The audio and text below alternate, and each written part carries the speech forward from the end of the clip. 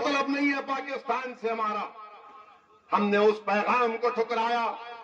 और जो लोग मुझ पर इल्जाम लगाते हैं, क्या तुम नहीं जानते कि दिल्ली की जामा मस्जिद की सीढ़ियों पर खड़े होकर क्या भारत के मुसलमानों को उस वक्त की हुकूमत के वजीर मौलाना अबुल कलाम आजाद ने नहीं कहा था भारत के मुसलमानों से कि तुम हिजरत के मुकद्दस नाम पर फरार की जिंदगी मत गुजारो? क्या उस वक्त की हुकूमत नेहरू के कैबिनेट के मंत्री कौन थे? मौलाना अबुल कलाम आजाद रहमतुल्लाह अलैह।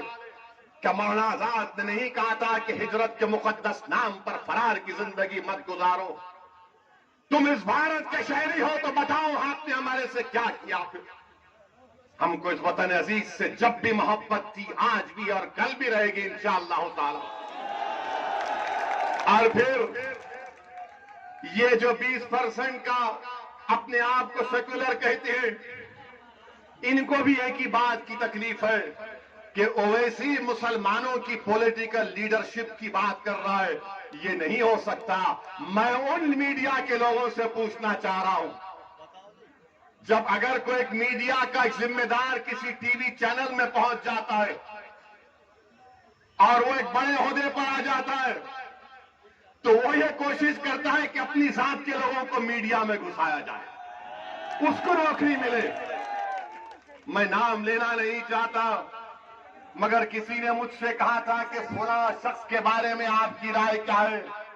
तो मैंने कहा उनके बारे में मशहूर है कि जब वो किसी टीवी चैनल में एंकर थे तो उस मीडिया चैनल के लोगों को बोलते थे कि ये मेरी जात का है, इसको नौकरी पे रख लो, इसको नौकरी पे रख लो। आज आकर आप इंटरव्यू ले रहे लोगों का कि ओवैसी का सभा है, मजलिस की सभा है, बोलो क्या होगा, उत्तर प्रदेश में क्या होगा? अच्छा, सवाल कैसे करते, मुसलमान का अगर वोट नहीं मिला तो बीजेपी आ जाएगी? पूछते हैं ना, बोलते हैं ना, अगर मुसलमान का वोट डिवाइड हुआ तो बीजेपी आ जाएगी? ये हर एक सवाल करता है ना आपसे, मुसलमान का वोट डिवाइड हुआ तो बीजेपी आ जाएगी? पूछते हैं ना। अच्छा, आप मेरे सवाल का जवाब दो। 2014 के जब लोकसभा के चुनाव हुए, क्या आपने मोदी के नाम पर वोट दिया था? किसने बीजेपी को वोट नहीं दिया? हाथ उठाइए।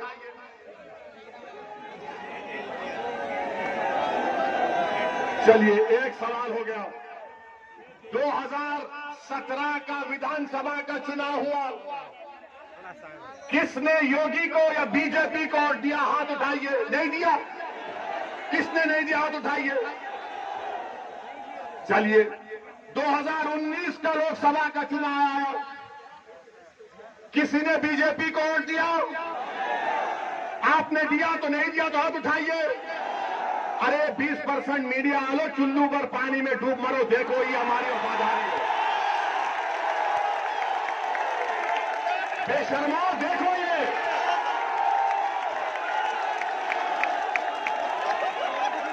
ना 14 में दिया, ना 17 में दिया, ना 19 में दिया। नहीं दिए ना? नहीं दिए ना? क्या तुम दोगे बीजेपी को? क्या तुम मोदी को वोट दोगे? तो क्या तुम अब की बार ओवैसी का साथ दोगे? क्या तुम मजलिस को वोट दोगे? अब सुनो आप, 2014 में किसकी सरकार थी उत्तर प्रदेश में? अखिलेश की थी ना? तो अखिलेश के परिवार के 5 लोग जीते, 5 जीते, और बीजेपी जीत गई पूरा। क्यों जीती बीजेपी? क्यों जीती बीजेपी? सही कहा तुमने, सही कहा तुमने। उन्होंने कहा, मैं नहीं कह रहा हूं, जनता कह रही है, वरना ये 80% 20% के दल्ले बोलेंगे और उसी बोला।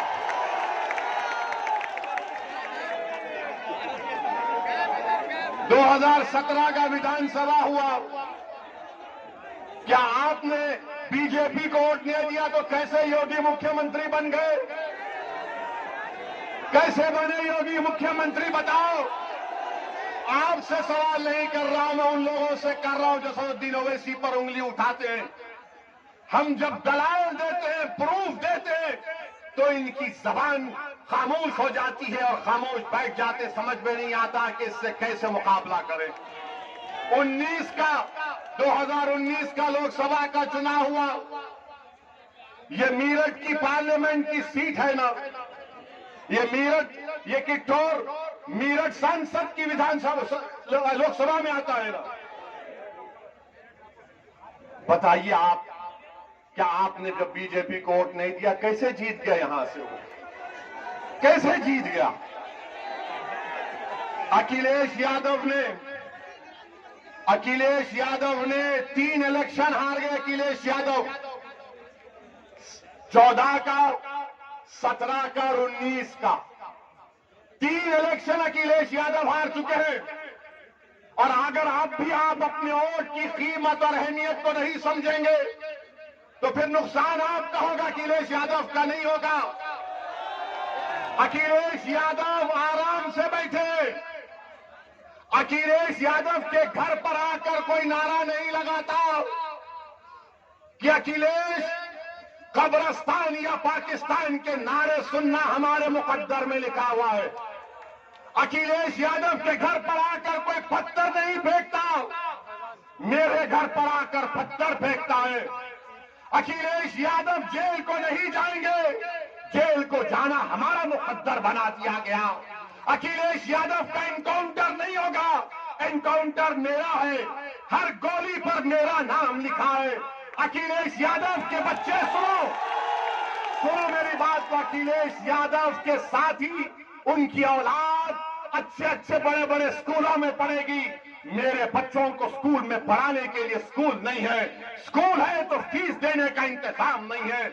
अखिलेश यादव के यादव बरादरी के लिए उनके नौजवान ग्रेजुएट हो जाता है, मुसलमान ग्रेजुएट नहीं हो सकता। बताओ फिर कौन आवाज उठाएगा? आपको लड़ना है, मैं नहीं। मेरी जिंदगी का कोई भरोसा नहीं है। मैं आपको एक पैगाम देने आया हूं मेरे अजीज दोस्तों और बुजुर्गों, आप सिर्फ एतमाद हासिल करो, डर से आगे निकलो। आप सोचते हैं कि अगर वोट नहीं डालेंगे तो क्या होगा? आपने 3 मरतबा वोट दिया ना, 14 में, 17 में, 19 में, तो क्या हुआ? इनका वोट मोदी के गोद में बैठकर इनका वोटर चाय पी रहा है। ये हकीकत है, मैं आपको बयान कर रहा हूं। मेरे अजीज दोस्तों और बुजुर्गों, जो लोग हम पर इल्जाम लगाते हैं, बताओ इन दलील जो दिया हूं ये सच है या झूठ है? इस पर कोई जवाब नहीं दे सकते। बिहार में हम इलेक्शन लड़े तो बिहार के असेंबली के इलेक्शन में भी यही 80-20% के लोग शुरू हो गए। ओवैसी लड़ रहा है, बीजेपी आ जाएगी, बीजेपी आ जाएगी। बिहार में आरजेडी और कांग्रेस और माले का अलायंस हुआ। करीब 70 सीट पर कांग्रेस लड़ी और मजलिस 19 सीट पर लड़ी। 19 में हमने 5 पर कामयाबी हासिल की और जो बचे सीटें थी उसमें 9 पर कांग्रेस और राजद कामयाब हो गए, 6 पर नीतीश और मोदी कामयाब हो गए। हमारी वजह से नहीं हुए। अब बिहार में 2 विधानसभा का बाई इलेक्शन हो रहा है। जो बिहार में ओवैसी को गालियां देते थे, क्या क्या बकवास बकते थे, क्या क्या इल्जामात मुझ पर लगाए, मैंने उन तमाम इल्जामात लगाने वालों को अल्लाह के हवाले कर दिया। अल्लाह फैसला करेगा उसका इंशाअल्लाह ताला। उस वक्त अब बिहार में 2 विधानसभा के बाई इलेक्शन हो रहा है। 30 नवंबर को पोलिंग है। 1 साल पहले तक ओवैसी को गाली देने वाले आज कांग्रेस और आरजेडी एक दूसरे का मुकाबला कर रहे हैं। बताओ आप, इनकी मुनाफिकत देखिए, इनका ड्रामा देखिए। आरजेडी लालू और कांग्रेस के राहुल एक तरफ, दोनों लड़ रहे हैं। और अगर कल वहां पर जेडीयू जीत जाएगी तो किस पे इल्जाम लगाएंगे? ये इल्जाम ये लगाएंगे नहीं, असदुद्दीन ओवैसी लड़ा नहीं, मगर किठौर में भड़काऊ भाषण दिया, उसका असर बिहार में हो गया। अरे पापियों, अगर 50 साल का बच्चा शादी नहीं करता तो मैं जिम्मेदार। कल भैंस और गाय दूध नहीं देगी तो मैं जिम्मेदार। सुबह में मुर्गी तहज्जुद में बांग नहीं देगी तो मैं जिम्मेदार। अरे तुम्हारी कमजोरियों, तुम्हारे झूठ, तुम्हारी मक्कारी तुमको इंशाअल्लाह एक दिन तबाह बर्बाद कर रही है। अब आप बताइए, बिहार में कांग्रेस और लालू एक दूसरे से मुकाबला कर रहे हैं और यहां पर आकर कह रहे हैं ओवैसी वोट काटने आया है। मगर जब हम ये बयान करते हैं तो आज कुछ नहीं कह सकते हैं। मेरे अजीज दोस्तों और बुजुर्गों, मैं आज के इस जलसे से आसिफ, मोहसिन, अलीम, शाहिद और आसिफ को ना सिर्फ खिराज अकीदत पेश करता हूं, बल्कि अल्लाह से दुआ करता हूं कि अल्लाह सुब्हानहू तआला अपने फजल और करम से आसिफ, मोहसिन, अलीम, शाहिद और आसिफ को अल्लाह इनकी मग़फ़िरत करे, अल्लाह इनकी खबरों को नूर से भर दे, अल्लाह इनके माँ बाप को सब्र जमील अता करे और अल्लाह मुसलमानों में इनका नेक नेमुल बदल पैदा करे। अब आप जानते कौन था आसिफ? आप जानते कौन था मोहसिन? आप जानते अलीम कौन था? आप जानते शाहिद कौन था? कौन थे लोग? ये हाल है हम मुसलमानों का। किठौर के नौजवानों, मैं तुमसे शिकायत करने आया हूं कि जिन बच्चों को पुलिस ने गोलियों का निशाना बना दिया सीडब्ल्यू में, मीरठ में, तुम उनका नाम भूल गए? नहीं, थाली मारने के लिए नहीं, याद दिला रहा हूं, ये मरने वाले किसी के बेटे थे, किसी का भाई था, किसी का शौहर था, किसी की जिम्मेदारी थी, जो आज वो लोग महरूम हो चुके हैं। हम भूल चुके हैं। ये हाल हम मुसलमानों का है, जिनके सीनों पर गोलियां मार दी गई, इसलिए मारा गया क्योंकि मुसलमान थे और आप उनको भूल रहे हैं। याद रखो इन लोगों को, याद रखो इन लोगों को। ये मरे नहीं, ये जिंदा हैं, ये शहीद है। अल्लाह की राह में उन्होंने अपनी जानों को कुर्बान किया है। अल्लाह ने कुरान में फरमाया कि इनको ग़िज़ा दी जाती है। आसिफ को गोली मारने वालों, मोहसिन को गोली मारने वालों, अलीम और शाहिद को मारने वालों, सुनो, ये जिंदा हैं। तुम्हारी गोलियों ने इनको खत्म किया होगा, मगर इनके जिस्मों को खत्म किया होगा। मरो, जिंदा है, ये शहीद है और अल्लाह के पास इंसाफ होगा इंशाअल्लाह ताला। जिन जालिमों ने, जिन जालिम हुकूमत ने हमारे बच्चों को हमसे छीना है, जिन पुलिस के लोगों ने अपने नापाक उंगलियों से गोलियां चलाई है, तैयार हो जाओ, अल्लाह इंसाफ करेगा इंशाअल्लाह ताला। हम कुछ नहीं करेंगे, हम जमहूरियत में लड़ेंगे। हमारे पास हथियार नहीं है पुलिस वालों, हमारे पास ये हमारे हाथ, हमारे हथियार है। ये हमारे हाथ हथियार है जो हम अल्लाह के सामने रो रो कर भीख मांगेंगे। अल्लाह, तेरे उम्मत मोहम्मदी के इस बच्चे को मारा गया, तू इंसाफ करम, बेबस है। मेरे अजीज दोस्तों और बुजुर्गों, आसिफ, मोहसिन, अलीम और शाहिद की कुर्बानी को याद रखो, याद रखो, भूलो मत इन लोगों को। और वहीं पर मेरे अजीज दोस्तों, बुजुर्गों, अब आप देख रहे हैं कि अगर किसी की मौत होती है पुलिस के एट्रॉसिटी की वजह से, हर पार्टी का लीडर पहुंच जाता है। अखिलेश पहुंचते हैं, कांग्रेस की मोहतरमा पहुंच जाती है, पहुंच जाती है। हम इनसे पूछना चाह रहे कि बबूतरा गांव प्रतापगढ़ का तौफीक, जिसको पुलिस ने फेक एनकाउंटर में मार दिया, क्यों नहीं जाएंगे उनके पास? नहीं जाएंगे। उन्नाव का फैसल, तरकारी बेचने वाला, पुलिस कस्टडी में मर गया। गोरखपुर में गुप्ता साहब को मारा गया, मर गया, हमने उसको कंडेम करते। तो अखिलेश कानपुर जाकर उनके परिवार को 21 लाख का चेक देते, 21 लाख का। क्या फैसल को नहीं देना चाहिए था? क्या तौफीक को नहीं मिलना चाहिए था? मेरे अजीज दोस्तों और बुजुर्गों, ये इसलिए नहीं करते, इसलिए तौफीक और फैसल के पास नहीं जाते क्योंकि अगर उनके पास जाएंगे तो दूसरों का वोट नहीं मिलेगा। खुला कहते अगर हम जाएंगे तो दूसरों का वोट नहीं मिलेगा, तो फिर तुम हमसे क्यों वोट मांगते हो? हम क्या तुम्हारे गुलाम हैं? हम क्या, हमारे मुकद्दर में लिखा है कि एक को डाले बाप को डाले, बेटे को भी मुख्यमंत्री बनाया, एक एक परिवार से 3-3 को प्रधानमंत्री बनाया, कितनों को यहां पर विधानसभा भी जाया, सांसद बनाया, मगर इंसाफ कहां हुआ बताओ? यही मंजलिस की लाई है इंसाफ की। मेरे अजीज दोस्तों और बुजुर्गों, फिर मौला कलीम सिद्दीकी को जानते हैं? जानते मौला कलीम सिद्दीकी को? कितने लोग जानते? हाथ उठाओ। वही हाथ ऐसा ही रोको। कितनों ने कलीम सिद्दीकी का नाम लिया? कौन सी पार्टी ने नाम लिया बताओ? क्या सपा ने लिया? क्या बीएसपी ने लिया? क्या कांग्रेस ने लिया? क्यों नहीं लेते? पूछो अपने आप से। इसलिए नहीं लेते कि कलीम का नाम लेंगे तो शाम नाराज हो जाएगा। अगर कलीम का नाम लेंगे तो शाम नाराज हो जाएगा। अगर कलीम का नाम लेंगे तो योगी नाराज हो जाएगा। अगर कलीम का नाम लेंगे तो मोदी नाराज हो जाएगा।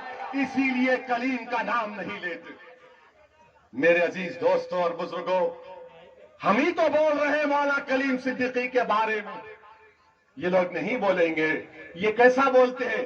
इनके पास जो इनके मुस्लिम दुम छल्ले जिसको कहते हैं,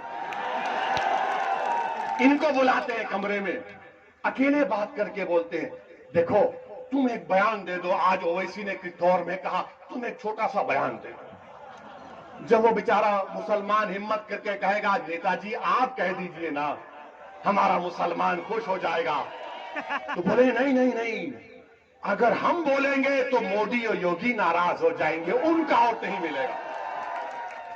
मगर हम वोट डालने वाले हैं। आप 3 इलेक्शन में वोट डाले, 14, 17 और 19, 22 में वो गलती मत करो। आप दोबारा वो गलती मत करिए खुदा के लिए। हमारा मामला क्या है मुसलमानों का? हमारे घर में आग लगी है, हमारे घर में आग लगी है, और हमारे घर से दूर 200 कोस पर एक आवाज आती है, अरे हमारा घर जल रहा है। तो मुसलमान क्या कहते? अरे पहले उसका घर जाके आग बुझाऊंगा। और हम वो घर को आग बुझाते हैं, वो घर वाले को बचा लेते हैं, जब वापिस आते देखते उसका घर खंडेर बन चुका है, राख में सब जल गया। अब घर को बचाना है, घर को किसी को जलाने नहीं देना है, घर पर आंच आने नहीं देना है, घर की दीवार को सलामत रखना है। और दीवार उस वक्त सलामत रहेगी नौजवानों जब तुम सलामत रहोगे। घर की इज्जत उस वक्त सलामत रहेगी जब बुजुर्ग नौजवानों की सरपरस्ती करेंगे। घर पर आंच जब नहीं आएगी जब उस घर की मां और बहनें कहेंगी कि बेटे तू इस घर का मुहाफिज है, तू ठहर जा घर के सामने और इस घर पर किसी को हमला करने मत दे। मेरे अजीज दोस्तों और बुजुर्गों, आज मंजलिस आपसे यही अपील कहा करनी आई है कि पहले अपने घर की फिक्र करो, अपने घर में चिराग जलाओ, अपने घर को रोशनी, घर में रोशनी पैदा करो, अपने घर में अंधेरा पैदा होने मत दो। मेरे अजीज दोस्तों और बुजुर्गों, फिर एक और वाकया, योगी आदित्यनाथ जिनको मैं बाबा कहता हूं, बाबा कहते हैं, मोदी भी कहते हैं सबका साथ, सबका विश्वास, सबका विकास। और कल मोदी जी तो देश के सामने 10 बजे आ गए, आके बोले भाइयों बहनों हमने तारीख बना दी, 100 करोड़ वैक्सीन लग गए, 100 करोड़ वैक्सीन लग गए। मोदी जी जरा कम करके फेंकते तो अच्छा था। 100 करोड़ लगे, मगर कितने भारत के बाशिंदों को लगे? अच्छा, इसमें हाथ उठाइए, कितनों ने अब तक 2 टीके लगाए? कितनों ने 2 टीके लगाए? डरिए मत। कितनों ने 1 टीका लगाया? मोदी जी देखो, सिर्फ 1 टीका लगा और ये बाजा बजा रहे हैं। भारत में सिर्फ 31% जनता को 2 टीके लगे। और फिर मोदी जी कल ये भी गलत बोल दिए कि ये टीके भारत में बनाए गए। मोदी जी, हमारे कान में तो फूल नहीं है ना, हम थोड़ा बहुत पढ़ना लिखना जानते हैं। जो 100 करोड़ टीके लगाए गए, 90% बर्तानिया में, इंग्लैंड के बने हुए, यहां पर टेक्नोलॉजी दी गई। तो मोदी जी वो तो बर्तानिया का है ना, आप कहते हैं कि भारत में बनाए गए। और फिर क्या मोदी जी की सरकार ने नहीं कहा था मई और जून में कि दिसंबर 2021 तक हर भारत के नागरिक को 2 टीके लग जाएंगे? नहीं लगेंगे दिसंबर 31 तक। कम से कम अगर यही रफ्तार रही तो 22 मार्च हो जाएंगे। मेरे अजीज दोस्तों और बुजुर्गों, फिर यहां पर हम पूछना चाहते हैं कि जब कोविड की पहली वेव आई, क्या तबलीगी जमात पर जुल्म नहीं हुआ? हाथ उठाकर बोलो, तबलीगी जमात पर जुल्म नहीं हुआ? अब इस पर भी कौन बोले?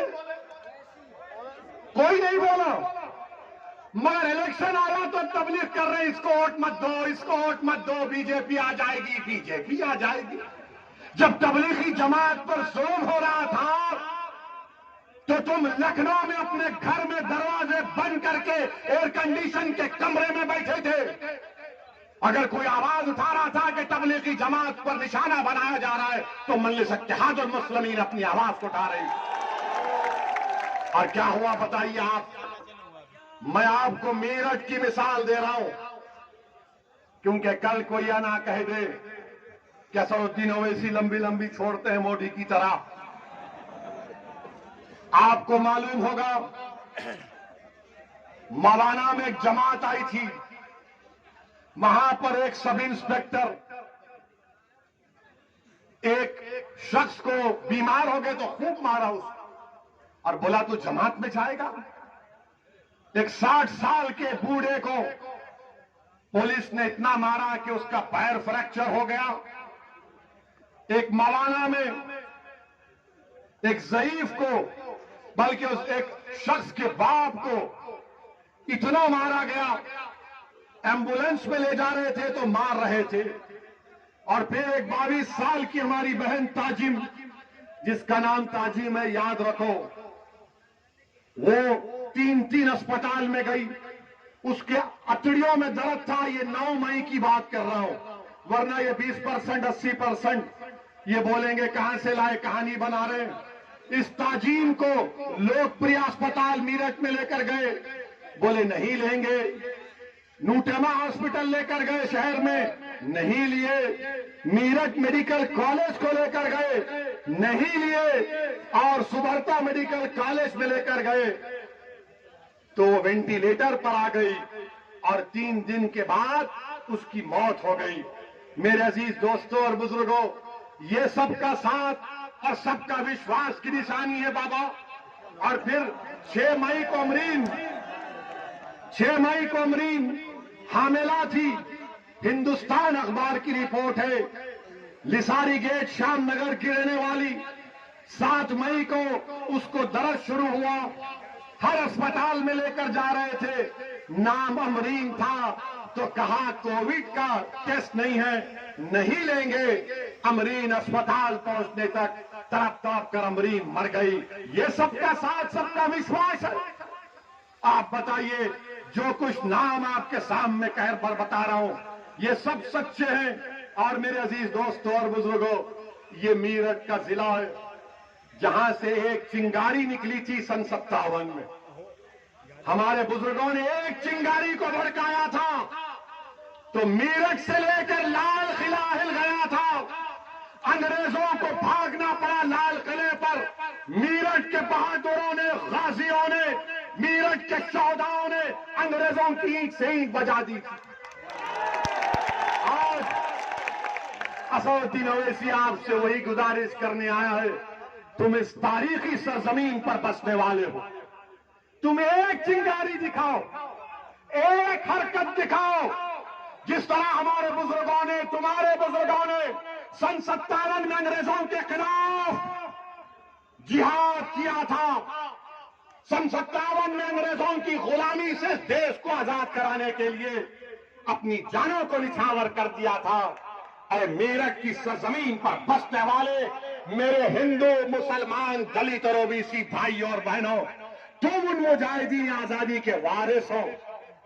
तुमको हरकत करना पड़ेगा, तुमको इंसाफ के लिए उठना पड़ेगा, तुमको मायूसी को खत्म करना पड़ेगा, तुमको अपने बुजुर्गों के बहादुरों की कहानियों को दोबारा दोहराना पड़ेगा। मेरे अजीज दोस्तों और बुजुर्गों, इस मीरठ में मावी गांव में क्या हुआ? दिसंबर 2020, जनवरी 2021 को कई मुस्लिम परिवारों को अपना घर बार छोड़कर जाना पड़ा। गांव मावी गांव है। अब आप बताइए, उसी गांव में मैंने अखबार में पढ़ा कि एक बेटी ने अपने बाप से कहा, जिसके 3 बेटियां थीं, कि अब्बा हम ऐसे खौफ में नहीं जी सकते। इस बच्ची ने अपने बाप से कहा, अब्बा हम ऐसे खौफ में जी नहीं सकते। मेरे अजीज दोस्तों और बुजुर्गों, कब तक खौफ में जिंदगी गुजारोगे? कब तक डर डर कर वोट डालते रहोगे? कब तक तुम अपनी औलाद के लिए वोट नहीं डालोगे, अपनी ताकत के लिए वोट नहीं डालोगे? मेरे अजीज दोस्तों और बुजुर्गों, फिर वहीं पर आप जानते हैं कि अक्टूबर 17, 2019 को शीमम खान, इसको मीठा के नाम से पुकारा जाता, एनकाउंटर हुआ और इस पर इल्जाम लगा दिया योगी की पुलिस ने कि ये चोरी कर रहा था, मोटरसाइकिल चोरी की, सेलफोन चोरी का। जब शीमन खान उर्फ मीठा ने इंश्योरेंस के कागजात और बिल बता दिए तो पुलिस ने क्या कहा? गलती हो गई एफआईआर में लिखते हुए, गलती हो गई एफआईआर में लिखते हुए। और मीठा को क्या किया?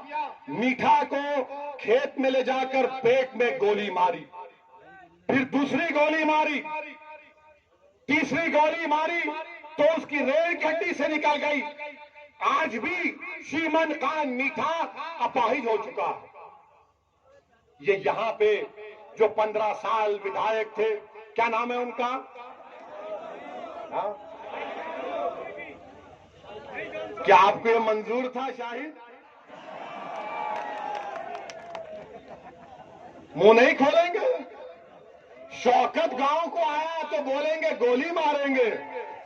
मैं इन लोगों को कहना चाहूंगा, अगर तुम्हारी गोली पर असदुद्दीन ओवैसी की मौत लिखी है तो मारो मुझे, मैं मरने के लिए तैयार हूं। मैं मरने के लिए तैयार हूं, मुझे मौत का डर नहीं है। मुझे डर इस बात का है कि जब खबर में जाऊंगा और हशर के मैदान में उठा जाऊंगा, मैं क्या जवाब दूंगा अपने अमाल के बारे में। मारो अगर तुम्हारे दम है तो। तुम तो गोली अपने भाई को मार सकते ना, तुम तो इतने बहादुर हो कि तुम हम पर ही गोली उठा सकते हो, मगर तुम्हारी गोलियों को जंग लग गया था, तुम्हारी सोच खत्म हो चुकी थी, तुम मर्द नहीं मुकन्निस कहलाने के लायक हो।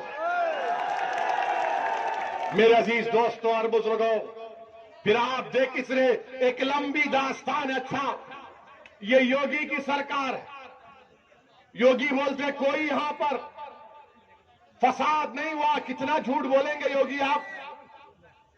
एनसीआरबी का डेटा है, 2019 में अमित शाह की मिनिस्ट्री कह रही है कि उत्तर प्रदेश में 5000 से ज्यादा कम्युनल राइट्स इंसिडेंट हुए। और फिर हम बाबा से पूछना चाह रहे हैं, बाबा